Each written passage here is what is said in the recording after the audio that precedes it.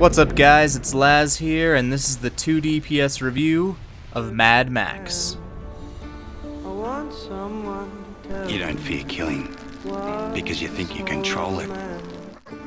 Perhaps it's not the killing you enjoy, but the moments of silence the fighting brings you.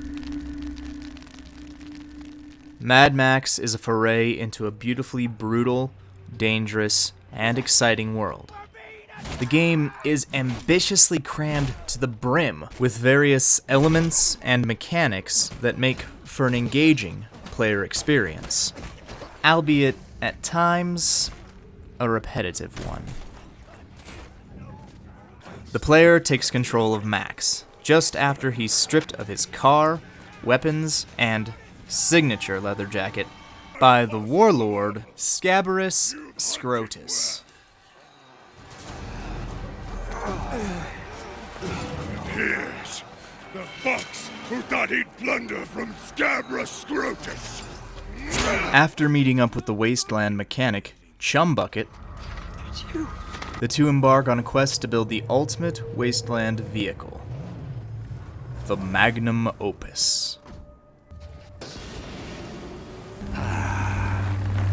There you are. Underpinning that quest is Max's own desire to find the Plains of Silence, some physical manifestation of his own personal peace. The Plains of Silence.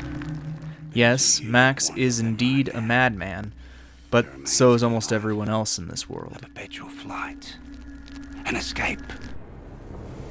While the story might not leave the player with that satisfied, warm, fuzzy feeling in the end, it captures the hopelessness of the world and those in it quite well. The story is consistently engaging, but could leave some players wanting more. The wasteland itself is a vast and barren desert that manages not only to avoid feeling empty, but actually possesses a surreal and diverse beauty of its own. Mad Max has impressive visuals and captivating environments, boasting creative art direction, top-notch sound design, and, for the most part, superb voice acting. It's not much of a car. You trust that little scrap monkey? In combat, every hand-to-hand execution and vehicle explosion is visually and auditorily satisfying. This leads us to what is arguably the most important aspect of any game, the gameplay. And this is where Mad Max simultaneously soars through the air on the winds of a roaring V8 and crashes on the rocks, a burning mess of jagged metal and teeth. The game features 3 separate player progression systems, the first 2 of which offer the most immediate visceral rewards. They come in the form of upgrades to Max's gear and skills and upgrades to his vehicle, the Magnum Opus. These 3 progression systems feel unique to themselves, with each one offering a different form of satisfaction. Upgrades to Max's gear, such as his jacket, shotgun, and gloves, as well as upgrades to the Magnum Opus itself, are bought using scrap, a sort of wasteland currency that can be collected throughout the world, and from the wreckage of destroyed enemy vehicles. These upgrades are the most immediately visible, and feel the most satisfying. The third progression system is via Griffa tokens, which are earned passively through completing tasks in the game. These tokens can be spent at various locations on the map through Max's possibly imaginary friend, Griffa. Once spent, Max can gain passive buffs like increased health, scrap recovery, or weapon damage. While normally these buffs might go unnoticed, the game gives you notifications to let you know when they're being activated. At the heart of Mad Max's gameplay is improving the Magnum Opus. There's an array of parts and weapons that can be added to the car.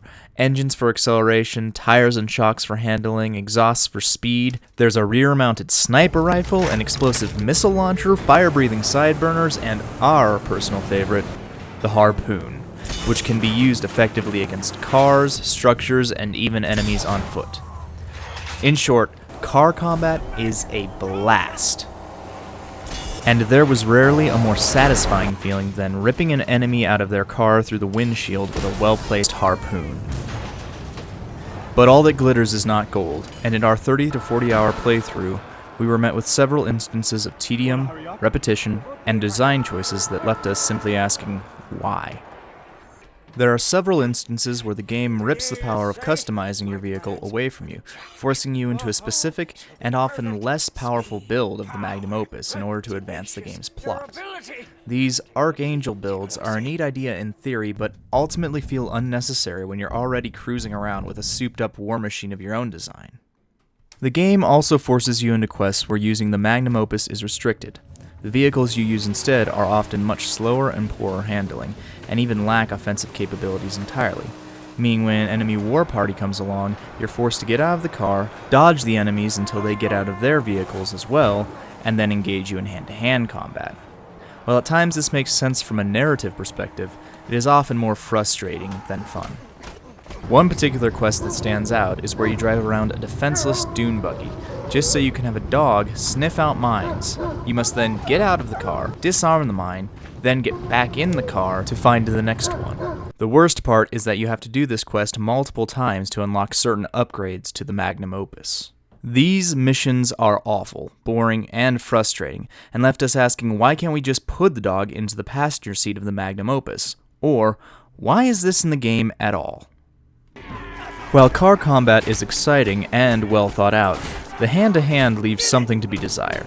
Throughout a playthrough, you'll find yourself surrounded by samey baddies, mashing one button to dole out damage, one to parry, and another to execute, with the occasional tumble thrown in.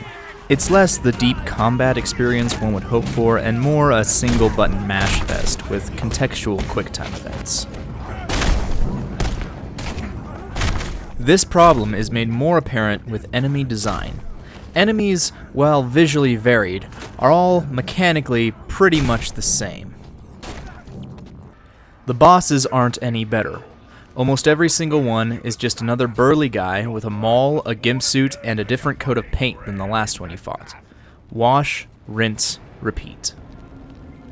It's a shame that these missteps were made, since Mad Max is a game full of ambition, fun ideas, and attention to detail. But you know what they say about a jack of all trades, and unfortunately, when a game spreads itself too thin, some things often fall short of the mark.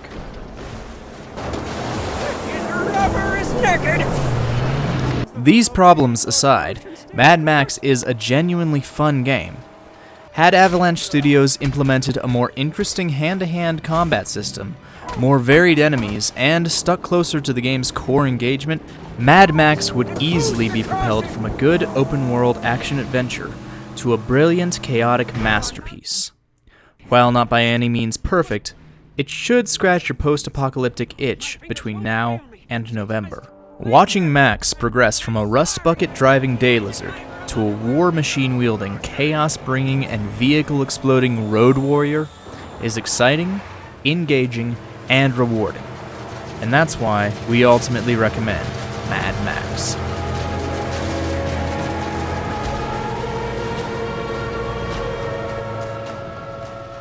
Don't forget to like, comment, and subscribe. And for more great content, stay tuned to 2DPS.